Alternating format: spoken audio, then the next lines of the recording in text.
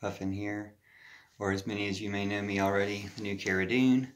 You see the hat, you might be asking yourself, wait, the old Cara Dune wasn't in my news feed today. Why is Puffin wearing that hat that magically transforms him into the new Cara Dune? Well, I'm kind of cheating. There was an old Cara Dune story a couple days ago and yesterday, and Bill Burr defends old Cara Dune was like the top news story on my Google for 2 days, I think.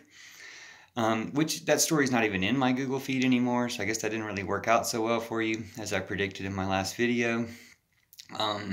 Just not a good idea to defend Nazis, especially these days when we're finally turning around and catching these Nazis for being Nazis.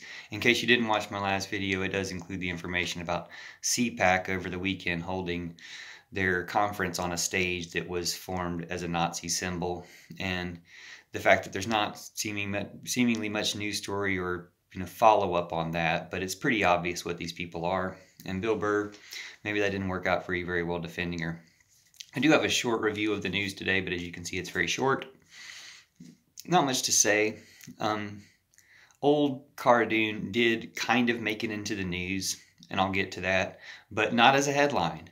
So, while it seems like she's been in my news feed or at the top headline of the most important news that Google presents to me ever since this whole fiasco started, or they finally fired her, it's been nice to see that she's not there. But I am wearing the hat because there were 2 days of news and I only did one video, and I just like the hat. It turns me into some type of Star Wars police officer, if you can believe that, because it's the obvious Star Wars style to it. Anyway, the actual top news story when I first looked at the news today was Ronnie Jackson, a Texas representative, under investigation for sexual harassment, drinking, and using Ambien as a doctor, or like the head of the doctor team or something, for Trump and even Obama years. The investigation may have started from his time in the Obama years. Anyway, the investigation got postponed under Trump. Is back in action. That was the top news story. I mean, it's real news. It's a real news story. The second news story was the news story about Texas companies not paying their power bill in the big storm, and how it's going to hurt the system, which needs to be just redone, obviously. The third story was about Daisy Ridley, so Star Wars related. Daisy Ridley meets Matilda and is very excited about it. The fourth story was about Capitol Police are planning for a March 4th insurrection by the 3%ers, trying to take over the Capitol, possibly, or talk of 50,000 armed Trumpers trying to take over the Capitol. They mentioned there's 5,000 National Guards still there and fences. So see how that goes. But that's the fourth story. So even though the top one is kind of a news story about an investigation, it took to the fourth story to get to that. Now, that story was from 2 hours ago. The Ronnie Jackson story was from 4 hours ago. So it had a little more time to, develop traction. So maybe that's why it was first. The 13th story was about the Johnson & Johnson vaccine, that the U.S. Catholic bishops are urging people to stay away from the new Johnson & Johnson vaccine. And of course I had to click the story, and it was what I thought it was, that because stem cells or abortion cells or something from decades ago were used in the research for the Johnson & Johnson vaccine, that's the reason to avoid the vaccine.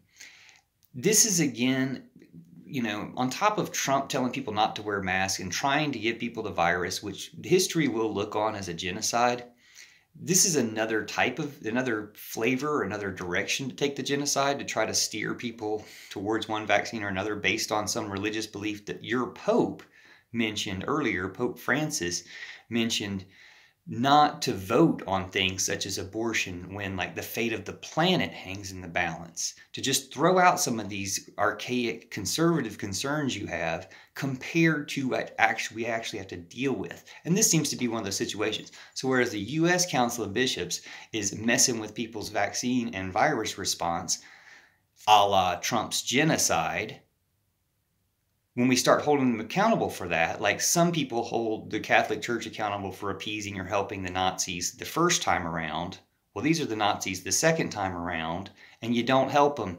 Bill Burr, U.S. Council of Bishops, you heard it from me. New Cara Dune, policeman on this watch. Anyway, 15th story, Daisy Ridley meets the star of Matilda. just a different story about it. 18th story, Seattle mayor has a message about Russell Wilson. I read this one because I just finished watching live streamed Seattle cops cleaning out a homeless camp and, pushing the homeless people off, breaking the law, because there's supposed to be a law protecting the homeless people in these camps, but they're pushing them off to across the streets. They'll do it again, destroying all their stuff, stealing all the homeless people's stuff and destroying it all. Let me finish. Stealing all the homeless people's stuff, dumping it on the ground to look like trash where it wasn't trash before, and then picking it back up and destroying it. After pushing the people off, pushing the activists off, none of the activists or the live streamer I was watching were asking the cops for their badge numbers, which I think they were asking, what if, people came to your house with guns and kicked you out of your house? But it's like the badge numbers are what makes that question seem a little more important. Anyway, Seattle wrote a letter because the New Orleans mayor said they would welcome Russell Wilson there. Seattle said, take your eyes off Russell Wilson. Now your problem, Seattle mayor, is you've authorized these cops to treat people like your property is more important than people. And then you want to treat these important people like they're your property. It's not up to you. That's not the way to approach it. And you have an attitude that means you should be removed. Okay? You don't get to be mayor anymore. Mayor of Seattle, I don't remember your name. But when you tweeted that about Russell Wilson, treating people like property, which there's too much of in the NFL and stuff anyway, but when you have an attitude that you treat people who, first of all, you stole the homeless people's property and destroyed it, and you're going to treat them like they don't matter, like as people they don't matter, you can steal and destroy their property, and that you don't have to face any consequences for that. No, you will face consequences for that. And you have the same attitude about Russell Wilson, trying to tell him he can't go to another city, which is his job, or trying to tell some other mayor not to woo him and to threaten to woo their basketball team, to treat people like property. You're not a slave master, Seattle, no matter how much you try to be.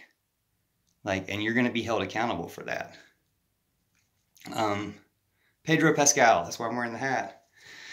Pedro Pascal got a bunch of support from fans. It made a hashtag. It made the 20th news story on my news feed. And he responded, I love you too, I love you more. There was a hashtag, we love Pedro Pascal.